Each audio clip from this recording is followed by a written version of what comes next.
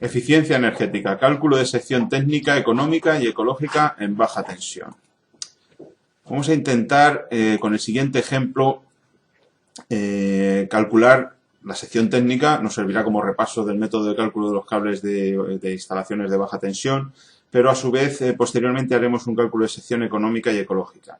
La sección económica, pues para ver si en la medida que pongamos un cable de mayor sección podamos compensar ese incremento de coste de la instalación con la reducción de la factura energética. Al poner un cable de mayor sección tendremos menos resistencia eléctrica y por lo tanto menos pérdidas en las líneas.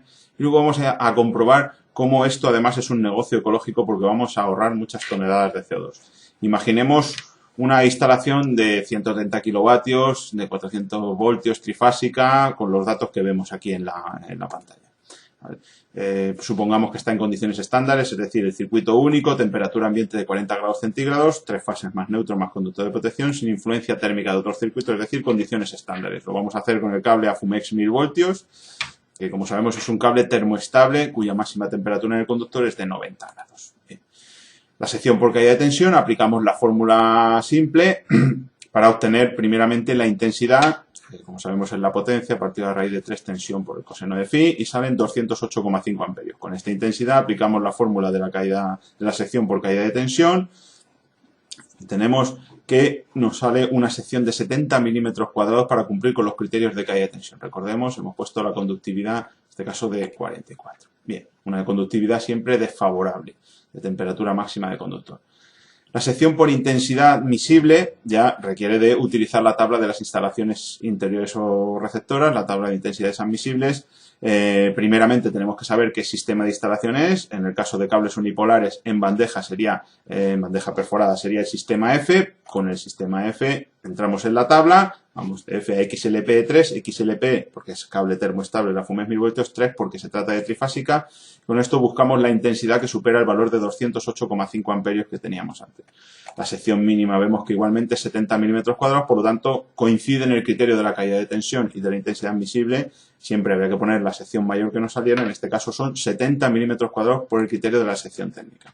Vamos a hacer consideraciones económicas para ver si poniendo secciones superiores nos vamos a ahorrar dinero y si ahorraremos emisiones de CO2 también, lo cual sería negocio redondo. ¿Por qué utilizamos una sección económica? ¿Por qué la calculamos? Bueno, pues porque estamos intentando ahorrar costes en un escenario de tarifas eléctricas crecientes, además. Es decir, los cálculos de sección económica igual antes se hacían menos, pero a lo mejor ahora hay que tenerlos mucho más en cuenta porque el ahorro va a producirse en un espacio de tiempo muy corto. Y lo veremos en este ejemplo. ¿Por qué la sección ecológica? Bueno, pues porque queremos ahorrar energía y emisiones de CO2. Bien, supongamos que en nuestra línea, solo durante 228 días al año, tenemos este patrón de consumo, es decir, unas 8 horas diarias a 184 amperios frente a los 224 máximos que nos soportaría el cable, como hemos visto en la tabla de intensidades admisibles.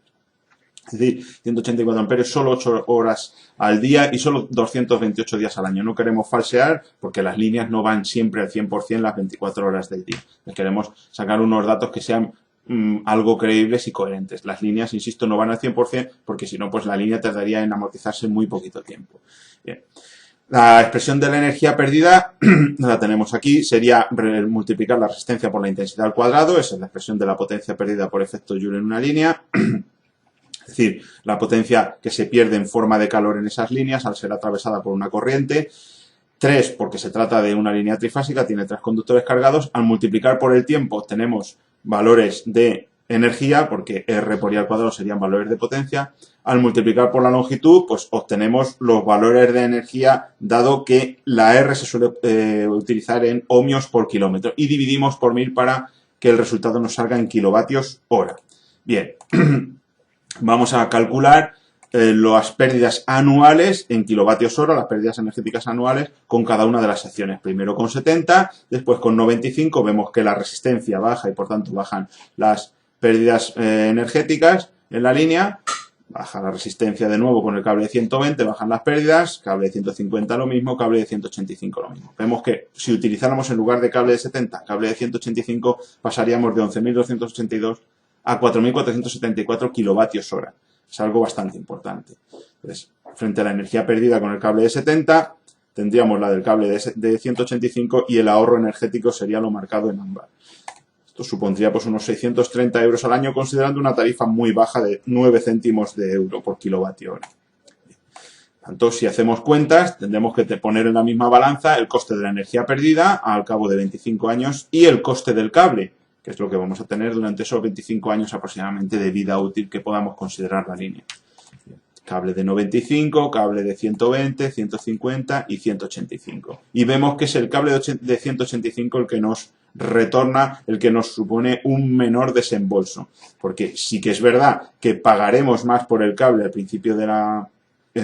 o sea, como coste inicial de la línea, de la instalación, pero lo vamos a ir recuperando a lo largo de la vida útil de la línea. Y como vemos, si utilizáramos cable de 70 serían más de 30.000 euros frente a algo menos de 23.000 con cable de 185. Bien.